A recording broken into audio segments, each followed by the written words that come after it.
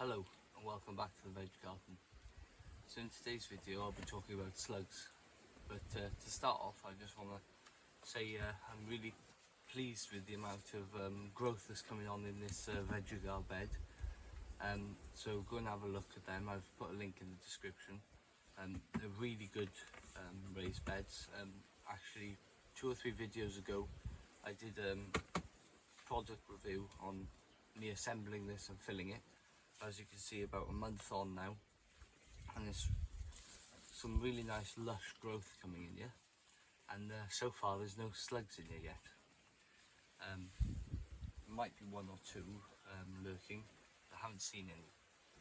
So as I've just mentioned, slugs,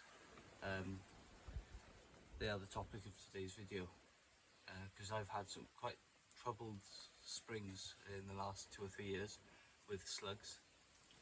So I'm just going to be talking about a few ways to combat slugs and work around them or try and get rid of them. So to start off with, I'm going to say that the best way to avoid slugs, well, one of the best ways to avoid slugs in my opinion, is to plant things when they're larger. So the smaller something is, the more likely a slug could actually kill it off completely. Whereas if you plant something that's got a good few leaves to start with, chance of it getting completely wiped out by slugs is very low, because there's more leaf to nibble on. Whereas if it's only got its cotyledons, its first seed leaves, chances are 1 slug could clear that off in a night. Another way of combating slugs is slug traps. Now these are awesome little things. They're just a little pot with a lid, and you can either put beer in them, like beer traps, or what I tend to do is put yeast powder and dilute that into water. So you put 20 grams, I think it is, of yeast powder to 2 litres of water, and then you mix that up, and then it smells a bit like Maltesers in a way, because it's just malt yeast, and then you pour that in all these pots, and then the slugs get attracted towards the smell, a bit like people to Maltesers, and then they go in and then they have a drink and they drown. I can catch between 60 and 100 slugs per trap per week in these, and I haven't found that they draw slugs into the area. I've actually found that there's less slug damage after them. If you are using beer, I've heard from other sources and other people, word of mouth and as well as on the internet, that stout works the best, so something like Guinness. Another good way of combating slugs, if you have access to it, is wool.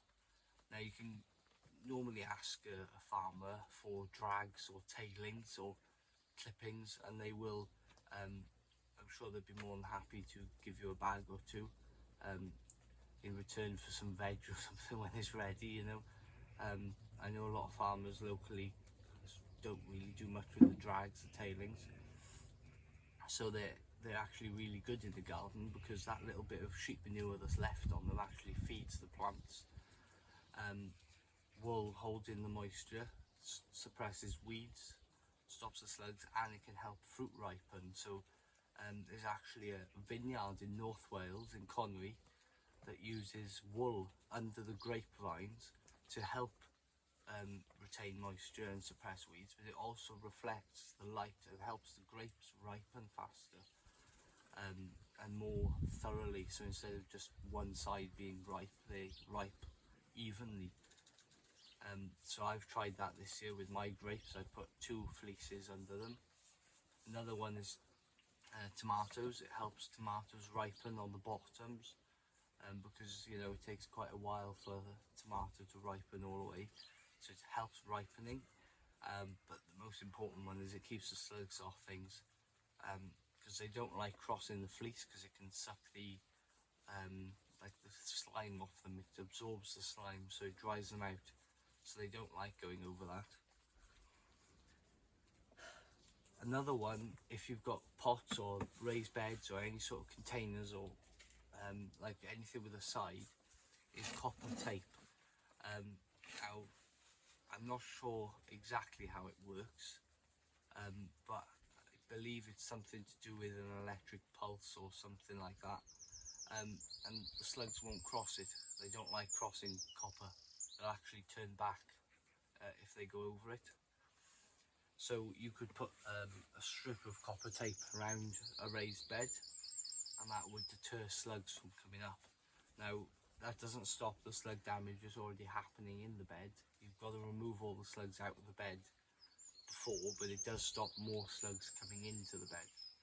So there is some tyres here with some thyme in them, and I've put the copper tape around, and then once all the slugs were removed from the top, I haven't had slug problems in those tyres, and the thyme comes really nice. It's like a flowering thyme, but it comes really nice. You can also use barriers against slugs, something like gorse or brambles or any sort of prickly plants that have a lot of spines on them, rambling roses, stuff like that. You can actually cut them to lengths of about between 8 to 10 inches, or well, any size really, but that's what I tend to use, 8 to 10 inches, and then I put them around really susceptible plants, and the slugs don't like climbing over them because they're all higgledy-biggledy like that, and I don't know, it tends to work, and especially the drier they get, the more pointy the points get. They sort of, instead of them flexing over like that, they stay pointy. So later on, as these little barriers dry out, they actually become more effective as well, because also they dry, it sort of dries the slugs out as well.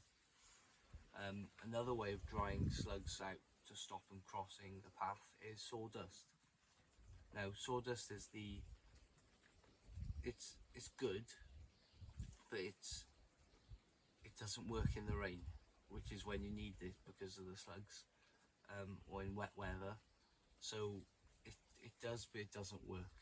I've used it around young seedlings just to get them established, and once they're up and off to the races, slugs don't tend to bother them as much then. So that's one way of doing it, just putting a little handful around each plant, and a bit between the plants. That's also important, because if you do a heavy amount around each plant, then you're still going to have a lot of slugs moving around, and if there is one then that touches between these circles of sawdust, chances are they're going to get a slug climb up their leaf. So a bit between also helps the slugs stay out of that area completely. You can also use diatomaceous earth, but I've not bothered because it's expensive and I can get sawdust free.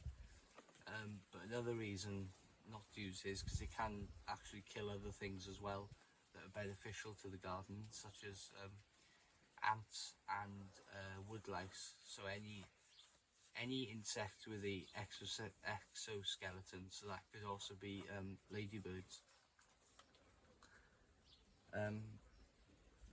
So that's it for today's video.